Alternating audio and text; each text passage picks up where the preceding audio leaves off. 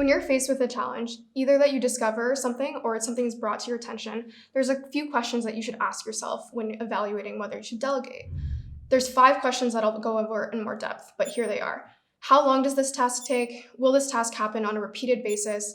Does my team actually have enough context to complete this task? Is anyone on my team particularly suited to complete this task? And does this task actually help anyone on my team learn new skills? Once again, I'll dive into each of these more in depth, but the important piece to internalize is that not all challenges should be addressed in the exact same way. Some require a quick fix, while some require a full-on sustainable solution. Some should be delegated and some shouldn't be. Let's jump in. So the first question is, how long does this task take? Now, this is an obvious question, but the first thing that you should address. Recall that remote work requires a lot more asynchronous communication. So that also means that it requires a lot more deliberate context.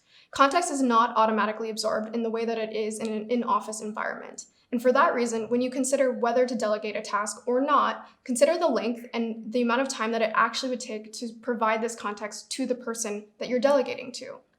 There's a common practice in life that if something takes less than 5 minutes, then you should just do it immediately. I think with remote work, as you start taking on tasks and thinking about delegation, this time period is slightly elongated because, again, it takes more time to actually provide this context for the person that you may be delegating to. So the second question to address when you're delegating is, will this task happen on a repeated basis? This may be the most important task or question to address when you're delegating. Ask yourself the question of whether you need a certain type of solution when you're delegating. Is this going to be a quick fix, or is this something that will happen multiple times in the future? If it's the latter, you'll probably need to form a full process to address this task each time it happens. In order to do so, you should create a framework with the team member that you're delegating to solve the problem on a continuous basis and not a one-off basis. This will again inform the context that you actually provide to the individual and perhaps the individual that you choose to delegate to as well. If you do end up delegating this task to another team member, remember, empower them so that they feel empowered to actually solve this problem on an ongoing basis. So again, if it arises in the future, they're equipped to tackle it. So the third question that you should ask is, does my team even have enough context to complete this task? Never delegate a task without the right context. The task must come with a discussion with the teammate to understand why they're even trying to accomplish this task and also why you chose them to delegate it to. This is especially important with remote work because context is not always immediately obvious. For example, never just go to someone and say, please do X. Instead, make sure you have a proper discussion with them and say something along the lines of, we're trying to accomplish X, this is why X is important, and I need your help to facilitate Y so that we can get there as a team.